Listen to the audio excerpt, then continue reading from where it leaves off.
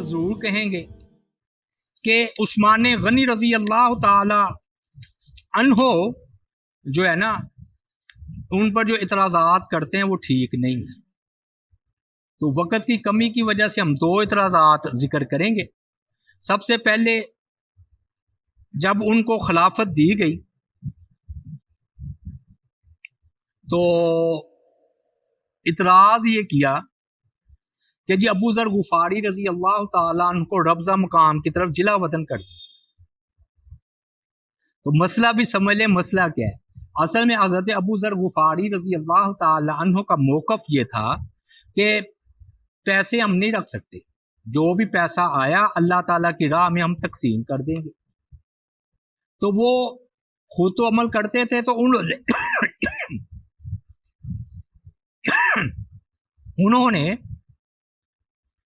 اس بات پر بھی زور دینا شروع کر دیا کہ لوگ بھی اس پر عمل کریں، صحابہ بھی.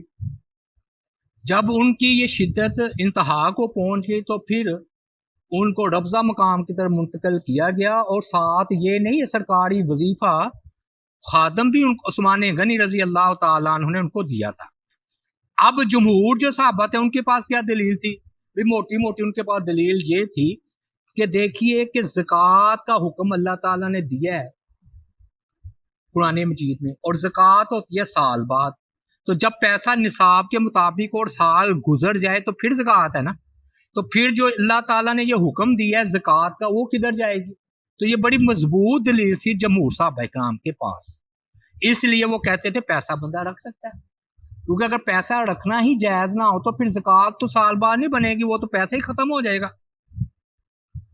دوسری صحابہ کرام کے پاس دلیل تھی وراثت، کہ جب بندہ فوت ہوتا ہے تو وہ جو کروڑوں روپے کی بھی جائیداد چھوڑ کر جائے وہ تقسیم ہوتی ہے. اگر سب کچھ اللہ کی راہ میں دے دینا ہے تو پھر وراثت کے احکامات بھی جاری نہیں ہوتے. تیسری دلیل تھی حج کی، کہ حج فرض ہے، اگر بندے کے پاس دولت ہوگی تو وہ حج جو ہے وہ کرے گا. پھر رسول اللہ صلی اللہ علیہ وسلم کی واضح حدیث ہے کہ اپنی اولاد کو امیر چھوڑ کر جانا اس سے بہتر ہے کہ وہ لوگوں کے آگے ہاتھ پھیلاتی پھرے.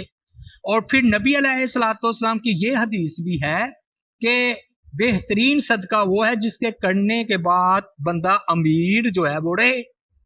پھر قرآن مجید میں بھی اس کی دلیل موجود ہے.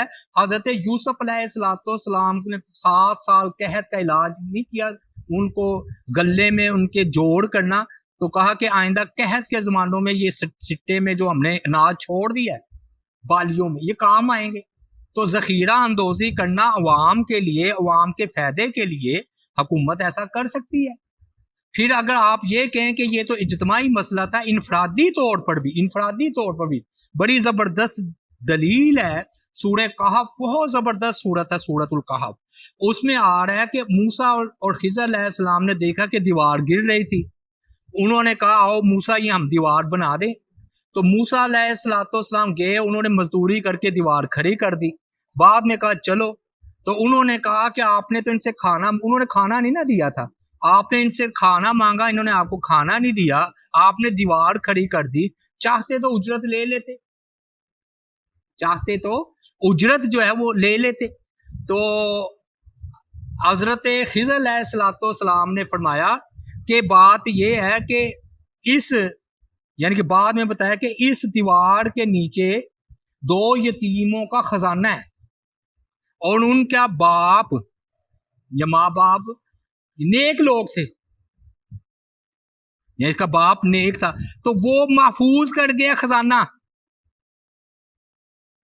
اور وقت آئے گا دیوار گرے گی، یہ یتیم بچے لے لیں گے. تو اگر وہ نیک آدمی تھا نا تو پیسہ تو اس نے بھی جوڑا ہوا تھا. اگر پیسہ جوڑنا، خزانہ بنانا اتنی بری ہوتی تو دیوار موسیٰ علیہ السلام اور خضر علیہ السلام مل کر یہ دیوار کھڑی کیوں کرتے؟ بھائیو یہ پوائنٹ ہے، یہ آپ نے یہ کرنا ہے، ٹھیک ہے، یہ اس حوالے سے. اور پھر جو ہے نا عشرہ مبشرہ یاد رکھیے، اگر آپ ان کے پیسوں کا حساب لگائیں گے 3.5 کروڑ تھے.